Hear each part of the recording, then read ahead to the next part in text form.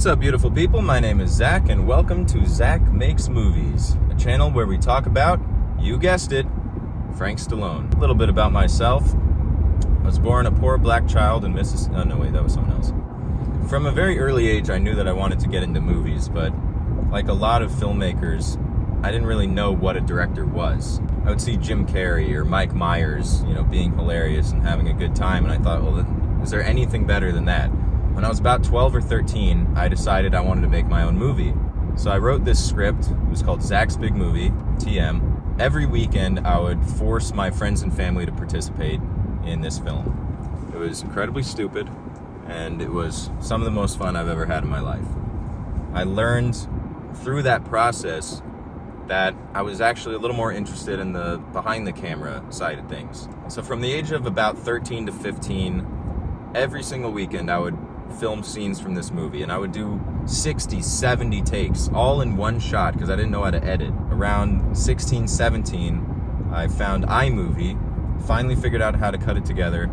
I put the whole thing on the timeline and realized I had about an hour, 10-minute movie, which was exciting, but not quite the feature film that I was hoping for. So after that, I started writing scripts a little more seriously.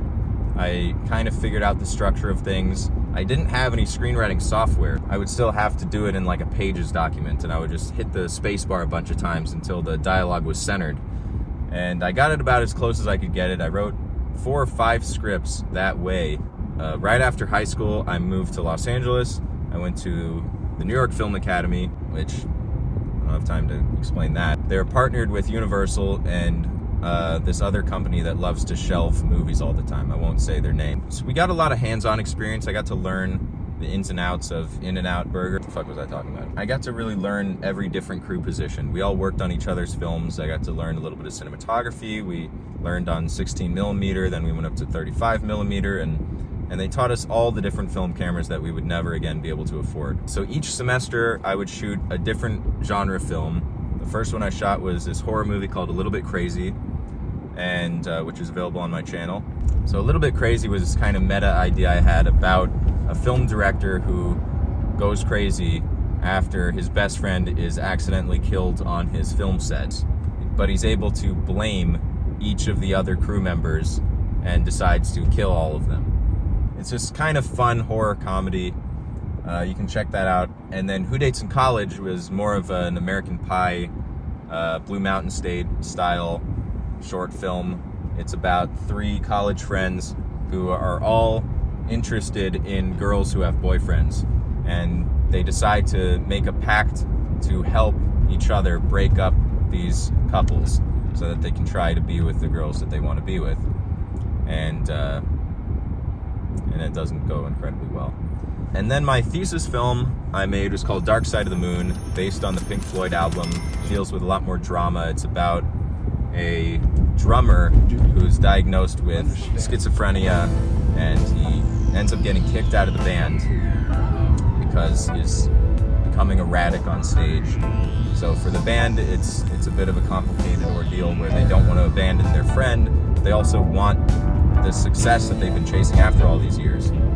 And for Barrett, he's losing his ability to communicate properly. He's losing his ability to recognize reality. And so it's about this drummer who's trying to convince his former band to let him play one last song at the biggest gig of their life. So after that, I graduated film school in 2014. I got an internship at Valhalla Entertainment. They were producing The Walking Dead at the time. So I worked for Valhalla for about 6 months. Basically, our job was to read the scripts that were sent in by writers, agents, and managers. It was a very strange position to be in because we're not getting paid, but we are the only thing standing in the way of another writer's success. So I would read sometimes 3 or 4 feature scripts a day, which could be 400 pages. And I would give a couple pages of notes on each one, and I would recommend or not recommend each of those projects to the development executives. So doing that job, I guess I was about 21 at the time, it was a really nice way for me to start to see what else was out there, to get an idea of the competition I was working up against. And also it was sort of a confidence booster because every single one of these scripts that I was reading, many of which were not that impressive, were from writers who had representation already, something that I'd been wanting to get for a long time. So it was a good reminder that just because you have representation doesn't necessarily mean that you're equipped to be selling your scripts. One thing that I always found really interesting there was Valhalla Entertainment was famous for having produced the Terminator movies and the Aliens franchise and The Walking Dead. So 80% of the scripts that would get sent to us were zombies, aliens, or AI. And that's not what they were looking for because they already had that. So that was another good lesson, that if you're going to pitch to a company, you can find something that's in their relative tone, but you don't want to send them something that they've already perfected. You know, if you have the best zombie TV show at the time, you're not looking to replicate that. So I was there for about 6 months. And then I had a couple of my classmates from Mexico approach me about wanting to direct a feature. My buddy Edgar and my buddy Juan, who I'd gone to film school with, had both been given a small investment from their parents to make a film. So they came to me, the master, knowing that I had the most screenplays under my belt of anyone in the class. And so I went through, I think at the time I had about a dozen scripts. And so we went through those scripts, and we landed on the script I wrote called Barely Normal Activity, which I pitched as kind of the Breakfast Club in a haunted house. It was sort of an R-rated Scooby-Doo. And it was a lot of fun, but now looking back, it's very obviously a few $100,000 project, and we were trying to make it for 10 grand, which was absolutely insane. But those are the kinds of lessons you have to learn by making those mistakes yourself. So the four of us started to kind of put this project together. At the time, it wasn't even a paid project. We were just trying to get actors who were skilled enough to do the job, but not experienced enough to get starring roles in feature films. So we thought that would be a good way to exploit young artists. So we ended up finding this incredible location. It was this kind of abandoned mansion that had been used in one of the Friday the 13th movies. I can't remember which one it was. One of the really, really good ones. We found this incredible location. We had this amazing cast. I mean, we must have seen hundreds and hundreds of actors. And ultimately what happened was we got to our location and we found out that just renting this house that we would probably need for at least a week would be a few $1,000s a day. And we didn't have the budget to do that alone, let alone everything else that we would need to complete this film. It was sort of the first major lull in my post-film school career where I thought, okay, I have this huge opportunity, and then it kind of falls apart. So I went back to the drawing board and I realized what I needed to do, which I hadn't done at this point in my career, was write a script specifically for a very, very low budget that I might be able to pull off myself as a director. But one lesson that I learned in film school, which has always stuck with me, is this producer told us that in Hollywood, the studios, if they want to make a movie about a guy and his dog, they won't even hire the guy who made a movie about a guy and his cat. They will only hire the guy who's already made a movie about a guy and his dog. And I didn't really want to make a movie about a guy and his dog, and I definitely didn't want to make a movie about a guy and his cat. So I may have missed the point he was trying to make, but to me, what that meant was I needed to find a way to make my first feature film everything that I wanted to do throughout my career. And so I had that in the back of my head while I was writing all of these ultra low budget scripts. And it was very, very difficult to do that because really what I should have been focusing on is telling a solid story that would be easy to tell within our budget. What I was trying to do was make the best movie that I could possibly come up with. And so I wrote 2 or 3 different scripts with this in mind. The first one was sort of a no-budget, almost Blair Witch style movie, but with a lot more comedy. And I figured, okay, we don't have to pay for locations. That'll be very cheap. And so I started putting this whole idea together. And then it suddenly struck me that I couldn't really, as an unknown filmmaker with no money, take a bunch of strangers out into the woods with me. So I scrapped that. And then I started thinking about single location projects. I thought, okay, well, yes, we'll have to pay for the location, but if we only have to pay for one, we can probably shoot it in less than 10 days. So I started putting that whole plan together, and I came up with this movie called Casket 36, which was sort of a comedy play on movies like The Thing or Invasion of the Body Snatchers. But I didn't have a single dollar, and I was kind of starting to become depressed about the idea of not being able to make a movie. And then I went back to my original thought about how I wanted to kind of prove myself in multiple genres so that I'm not tied down to being the guy who makes a movie about a guy and his cat. And so I came up with this idea to do an anthology horror movie, but where all of the different anthologies were completely connected in one way or another. And I thought something like a Pulp Fiction horror comedy. And then I found a movie called Trick or Treat, which had already nailed that. So I thought, okay, I'm not going to try to do that because they already basically did exactly what I wanted to do with that movie, which is awesome. You should definitely check it out. I think it's 2007, fantastic film. Then I thought, okay, what about if I play with different genres, and each part of the anthology is a different genre of film that can kind of work with the subgenre of horror and or the subgenre of comedy, and it'll all connect. So I came up with this movie called Phantom Gloom, and I wrote it so that it had a 15-minute section that was a Western horror film. And I thought, okay, I can get some money together and go out and shoot this 15-minute section. And then there's another section that's a haunted house on Christmas, sort of like a BuzzFeed Unsolved kind of horror comedy with some funny characters. And I thought, okay, I can go and shoot like a 25 minute section of that, where the characters in that are trying to solve the murder that happens in the main section of the movie, which is more of a cabin in the woods film. And so I started putting this idea together. I ended up getting a $20,000 investment. I received that money in January of 2020. Now, some of you may be ahead of me already on this, but what happened next was COVID, and that really stopped us in our tracks, which ultimately was probably a good thing because $20,000 was never going to be enough to make that whole movie.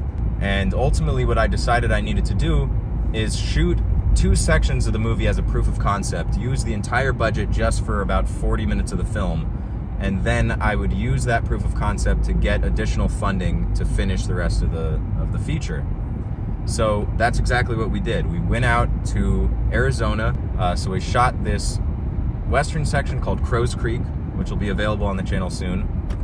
And then about 6 months later, we went out to West Virginia and rented this giant, creepy Airbnb mansion. I stayed there alone for about 2 weeks before my producer David arrived. We got our actors. I cast out of DC because there were a lot of theater actors in DC. Cast these very talented DC actors, one of whom was a theater actor named Max Johnson. Before I even drove to West Virginia, I was just getting in my own head again. It was New Year's Eve going on 2023.